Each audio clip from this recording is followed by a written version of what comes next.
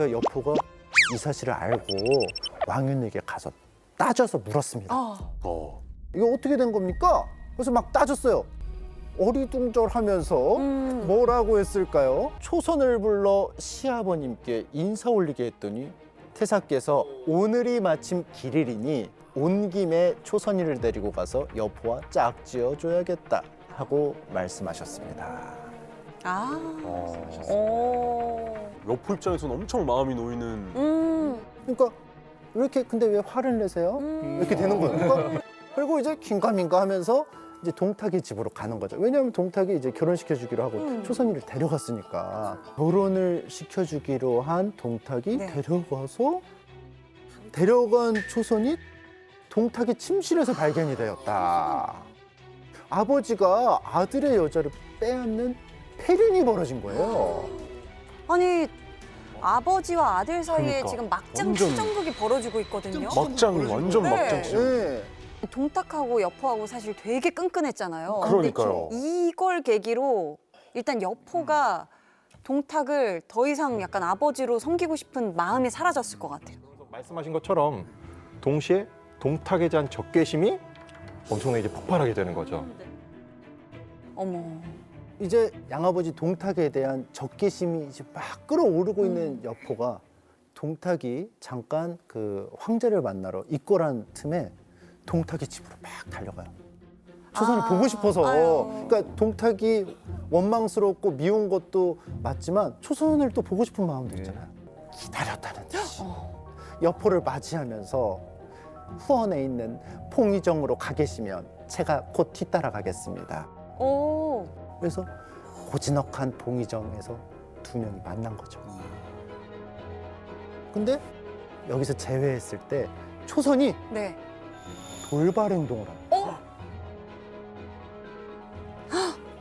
초선은 손으로 난간을 잡고 연못을 향해 곧바로 뛰어들려고 했다. 이날까지 치욕을 참고 견딘 건 여포에게 마지막 인사를 하기 위해서였다면서 여포와 맺어질 수 없다면 뭐 더 이상 살 의미가 없다고 이야기한 겁니다. 이번 생에 너를 아내로 맞이하지 못한다면 나는 영웅이 아니니라. 안 구해줄 아이고. 수가 없네요. 내가 사랑하는 사람이 이런 상황, 이렇게 어려운 상황에 처해 있는데 이런 당신조차 구하지 못한다면 당신이 무슨 영웅이 될 수 있겠느냐. 맞네요. 여포는요, 동탁이 궁궐에 간 틈을 타서 사실 계획 없이 찾아온 거잖아요, 지금. 그렇죠. 초선은요, 장군께서 이렇게 늙은 도적을 무수하시니 첩이 하늘을 볼 날은 다시 없을 것 같습니다. 이런 얘기를 듣고서는 뭐 달래주고 다 해야지 지금 떠나버릴 수는 없을 것 같아요. 여포는 수치스러움에 온 얼굴이 빨개집니다. 그래서 서둘러 떠나기 위해 들었던 방천화국을 다시 난간에 기대 놓고 초선을 끌어안는 듯 달리기 시작합니다. 여포와 초선 그리고 동탁의 이 막장 치정극이 지금까지 드러난 게 이제 시나리오의 전부일까요? 좀 꿍꿍이가 있는 움직임 같아요. 예. 뭔가 좀 이야기가 기묘하게 흘러가잖아요. 이거 약간- 초선도 약간 멘트가 세요. 적재적소에 들어가요. 예, 그죠? 예. 자꾸.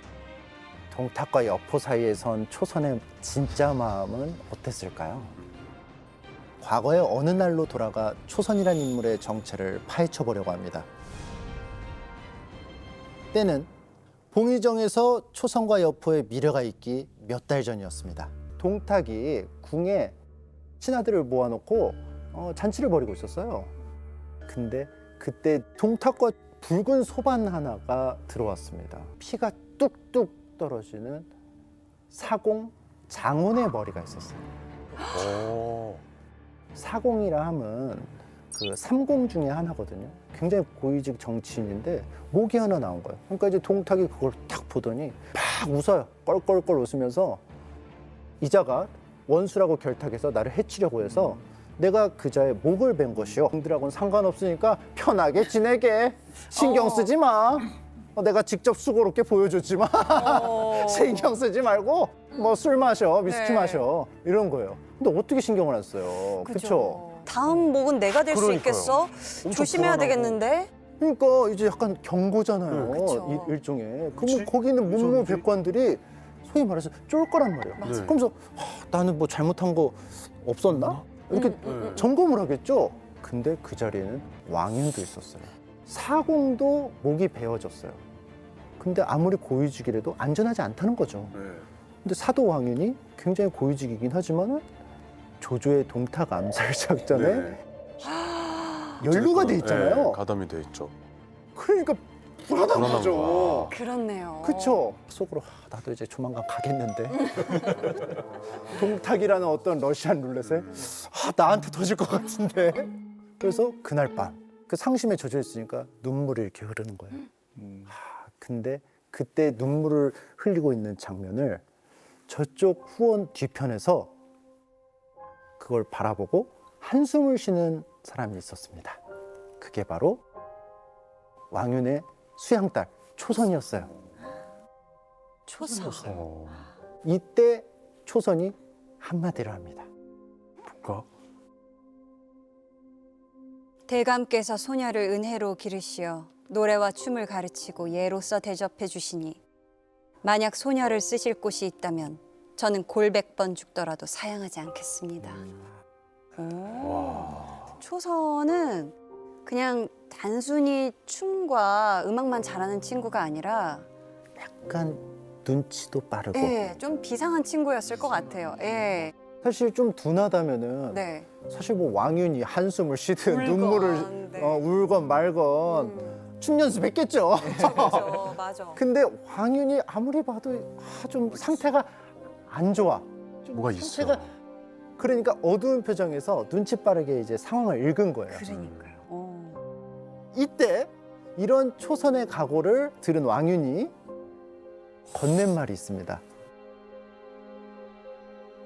네가 할 일은 동탁과 여포 사이에서 부자간을 이간질하여 여포로 하여금 동탁을 죽이도록 하는 것이다. 그러니까 초선이 적재적소에 멘트를 친 게 계획되어 있었던 거죠.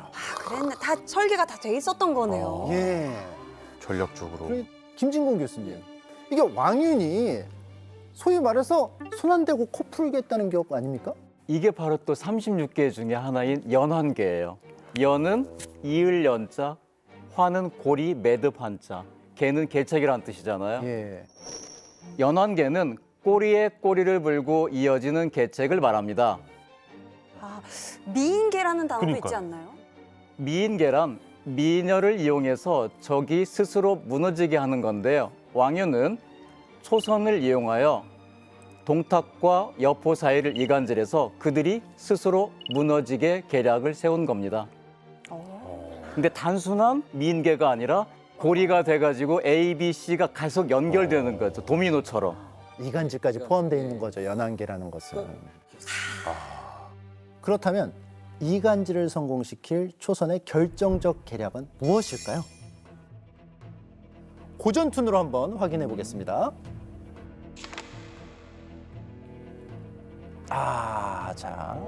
자 이렇게 완성이 됐습니다.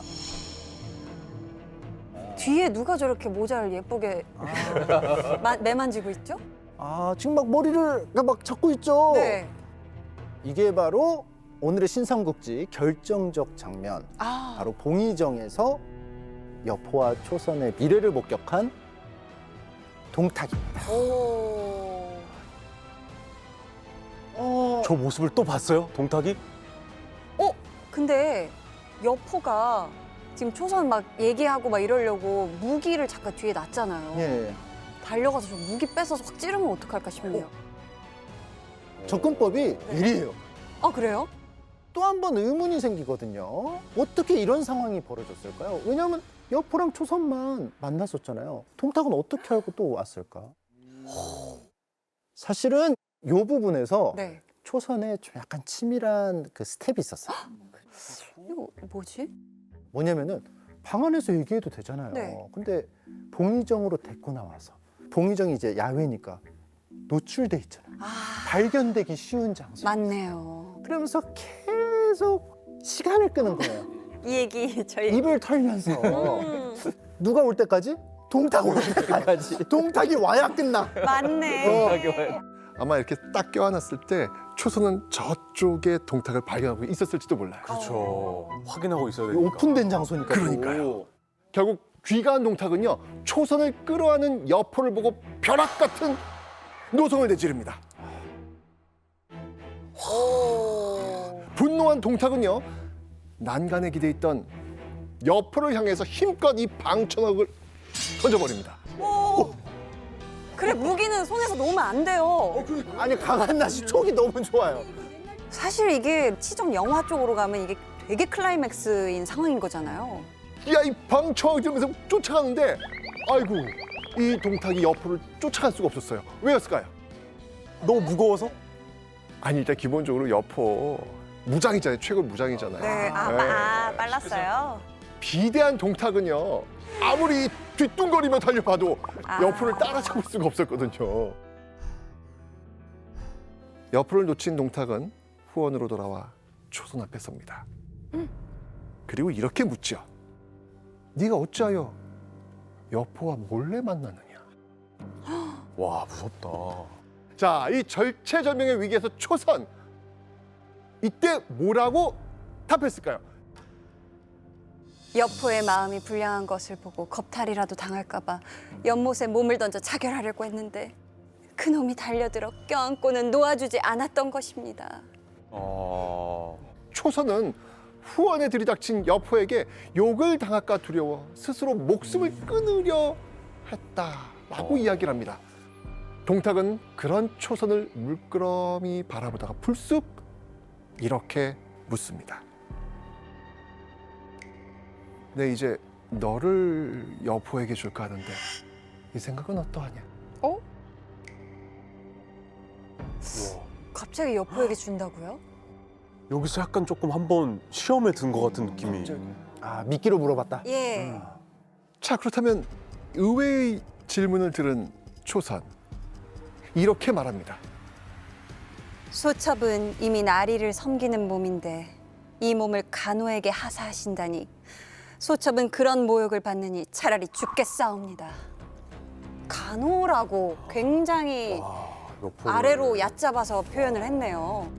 당신과 여포는 주인과 노예의 관계라면서 차원이 다른 위치라는 것을 상기시켜 준 거예요. 더 나아가서는 나에 대한 마음이 그 정도밖에 안 되십니까?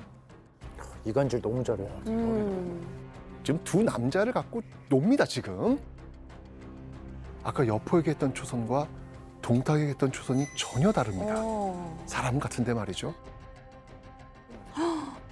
그리고 초선은 말이 끝나자마자 벽에 걸린 검을 빼들고 제 목을 찌르려고 하면서 동탁에 대한 지조를 보여줍니다. 그러자 동탁은 내 잠시 너를 놀려본 게다. 내가 어찌 너를 버릴 수 있겠느냐.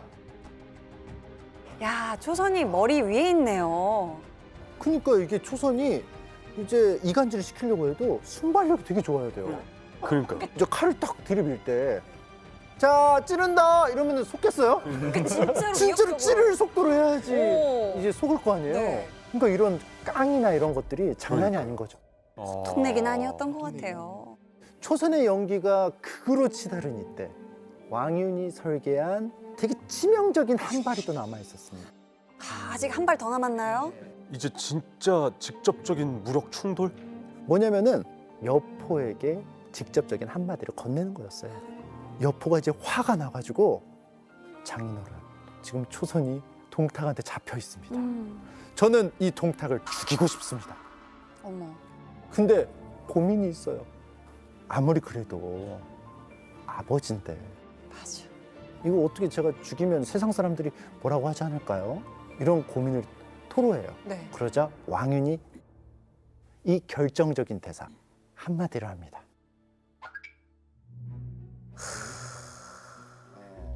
자, 힌트를 드리면요. 네. 여포에 대해서 이런 표현이 되게 많았어요. 성에 대한 얘기가 좀 많았죠. 아, 여포의 성... 장군의 성은 여가요. 여가요. 뭐 태사의 성은 동가회다. 정답! 아, 정확합니다. 자, 장군의 성은 여시오, 태사의 성은 동시오다. 오. 성이 다른데 어떻게 부자지간이라고 할 수 있어요? 아버지면 동포겠지. 여포잖아. 그럼 동시면 죽여도 되는 거 아니에요? 어리둥절하면서 설득되네요. 설득되죠. 그리고 마침내 여포가 계획을 실행하게 됩니다. 어머. 동탁이 어느 때보다 더 위풍당당한 모습으로 황궁에 입성을 합니다. 네. 그런데 이제 입성을 딱 했는데 갑자기 주변에서 병사들이 우르르 쏟아지는 거예요. 이게 뭐지? 100명의 무사들을 포진시켜서 함정을 파서 공격을 한 거죠.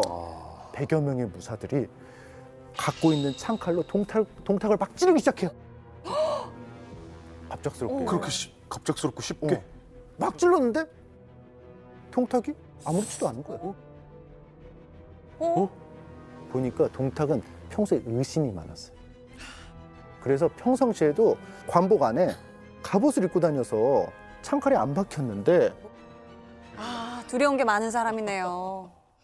그런데 이때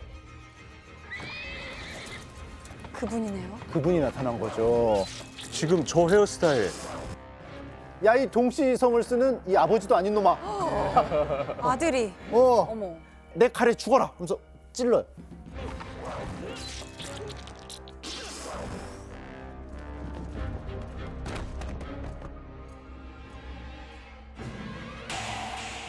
머리 쪽으로 뭐가 쑥 들어오는데요? 목 부분은 갑옷이 없어요. 그러니까요. 바로 동탁의 목을 찔렀고 여기서 동탁은 허무하게 죽게 됩니다. 아, 동탁이 죽는군요. 양 아들에 의해 여자 때문에 어떻게 보면 이게 뭐 반동탁 연합군도 아니고 뭐 그 누구도 아닌 조조도 아니고. 네, 여자 한 명 때문에 그리고 양아들인 여포의 손에 그냥 이렇게 허무하게 이렇게 한순간에 죽는다는 생각을 하니까 그러니까 이게 사실은 초반에 나왔던 동탁의 그 주도 면밀한 모습이 계속 갔으면은 이렇게까지 안 됐을 수도 있을 것 같아요. 그러니까요. 근데 어느 순간인가부터 좀 약간 방심을 한 것 같아요. 그런데 말입니다.